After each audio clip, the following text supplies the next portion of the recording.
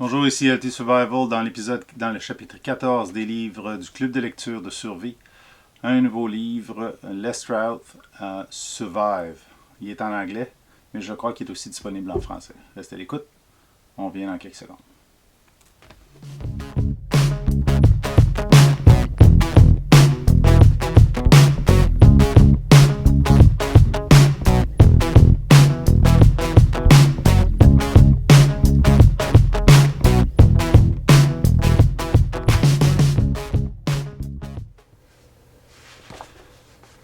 Comme je le mentionnais à l'introduction, c'est un livre d'un Canadien, Lestrade, le créateur de la série en anglais Survivor Man. Je crois qu'elle a été traduite. C'est une excellente série vidéo. C'est un show télé où Lestrade va se mettre dans des environnements où il doit survivre. Son approche est un petit peu moins traditionnelle des autres, c'est-à-dire il va avoir aucun problème à employer du stuff moderne, des balises de localisation GPS et compagnie pour se faire secourir.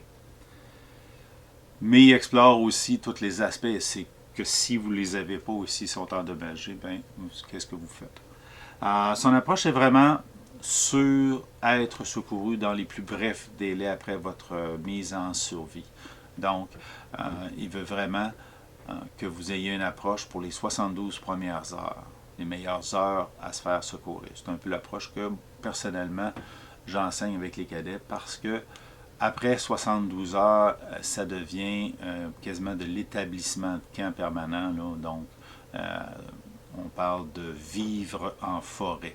Puis une période prolongée de vie en forêt demande énormément d'entraînement, ce qui va amener à développer d'autres techniques. Là, on va rentrer dans le bushcraft là, traditionnel un petit peu plus, la vie en forêt, là, plus traditionnelle.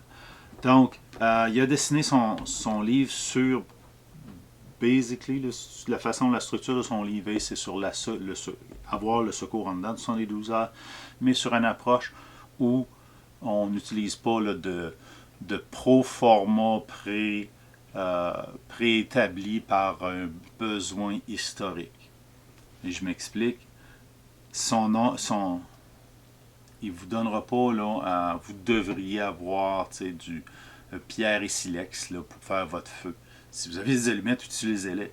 C'est son approche. Donc, c'est vraiment sans obligation historique, sans obligation là, traditionnelle, faire un feu par friction, alors que ça prend de l'expérience, le bon bois et le temps pour le faire. Donc, son livre est séparé en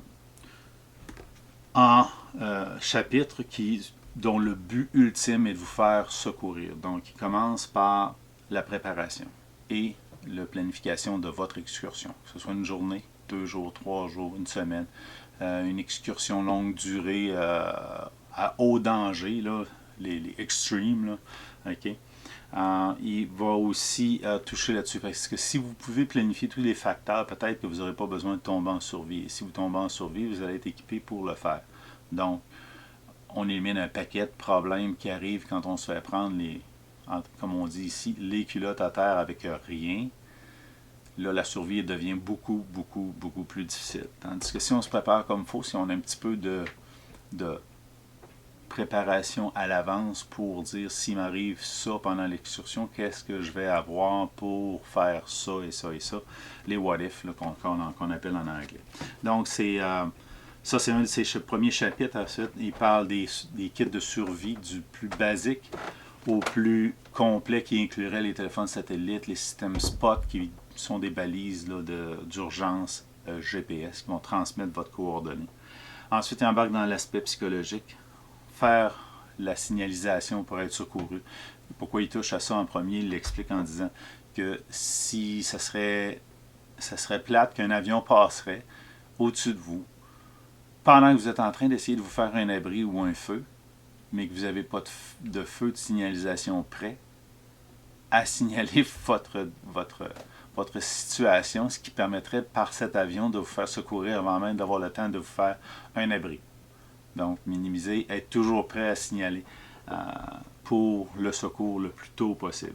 Ensuite, il embarque dans l'eau le feu, l'abri, la nourriture, la navigation et le déplacement de survie, qui sont très différents d'une navigation ou d'un déplacement qu'on planifie, donc une excursion.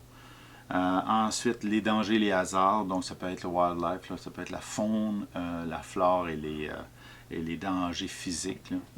Ensuite, il parle de la température, le vêtement que vous allez porter pour votre expédition, les premiers soins de survie, puis certains skills, certaines choses à savoir en survie. Donc, quelques nœuds, quelques items spécifiques là, qui vont être faciles à se rappeler.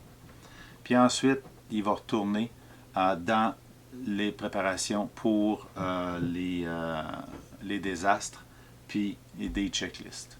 Vraiment à la fin, de la fin, il vous donne même du papier à brûler là, si vous avez un feu à partir avec, puis vous avez son livre, sans à perdre le reste du livre.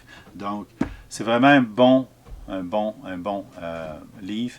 Je vous le recommande personnellement de l'obtenir soit en anglais, soit en français. Puis si vous avez aimé la vidéo, faites le thumbs up, partagez, souscrivez, et on se revoit dans le prochain chapitre. Merci.